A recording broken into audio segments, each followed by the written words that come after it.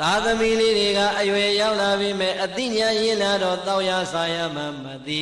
အေးအိမ်ကအဖေကပြိတ္တရေရွာသားဆိုရင်လည်းထမင်းအောက်ကမထွက်တဲ့အဖေတွေအများကြီးရှိသေးတယ်မြို့သားဆိုရင်လည်းဘီယာဆိုင်ကနေမပြန်လာတဲ့အဖေတွေအများကြီးရှိသေးတယ်မရှိဘူးလား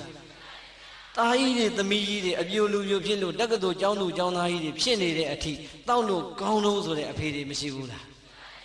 ကဲဝမ်းနဲ့စရာမကောင်းဘူးလား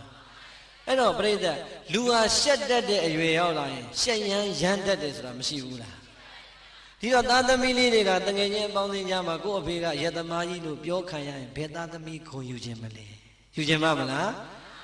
ကြောင့်အဲ့ဒီလိုမိဘနှစ်ပါးပါရင်လည်းမိဘနှစ်ပါးကပြန်လိုက်ပါသားငယ်သမီးငယ်တွေကလည်းမိဘနှစ်ပါးကိုချင်းသီလမကောင်းဘူးဆိုရင်အပြစ်တွေတင်ပြီးတော့အချိန်လေးမဖြုံးကြပါနဲ့သီလမပြည့်စုံတဲ့မိဘနှစ်ပါးကိုသီလပြည့်စုံအောင်စောင့်ရှောက်ထိန်းသိမ်းလိုက်ခြင်းဟာဒုတိယအမေနို့ဘိုးနဲ့အဖေချွေးဘိုးကိုအခြေဆက်တဲ့နည်းပဲ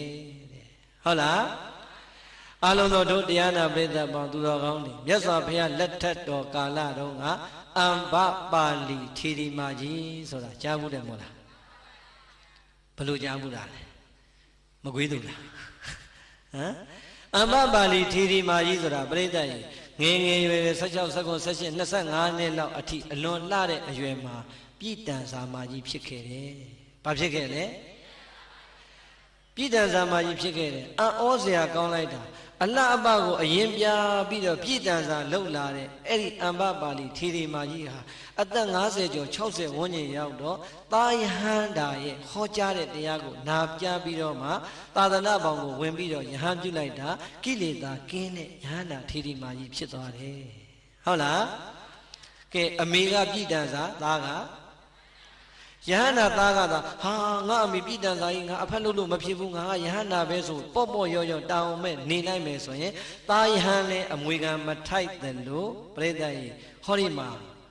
အမေဖြစ်တဲ့ပုဂ္ဂိုလ်ရောတန်ဖိုးကြီးမားတဲ့တရားကိုရပါမလားအဲ့ဒါပဲအမေသီလပြတ်တာသီလပြတ်တာတခဏပဲသားသမီးလှုပ်ပေးရမယ်တောင်းဟာသားသမီးတောင်းအောင်မယ်ဟုတ်တယ်မဟုတ်လားဒါရောအလုံးသောဒုဒကဓမ္မပေါင်းသူတော်ကောင်းတွေကိုအာလုံးသိကြတဲ့ဇာကြောင်းလေးတစ်ခုပြောပြရစေအရှင်သာရိပုတ္တရာကြီးဆိုတာဒုပရိသတ်ကြားဘူးတယ်မို့လားဟောကြားဘူးမှဖြစ်မှာမို့အဲ့ဒါမှမကြားဘူးလေမစ္စည်းမကိုကြီးဆိုတိမဟုတ်တိမမဟုတ်တော့အဲ့တော့အရှင်သာရိပုတ္တရာကြီးပြိဋိဘံစံတော့ဘယ်မှာစံလဲကဲဆရာလေးတရားကြည်ကြည်ပြောလေခင်ဗျားတို့ပဲသိတယ်လူပါမှာဘသူအိမ်မှာပြိဋိဘံစံလဲ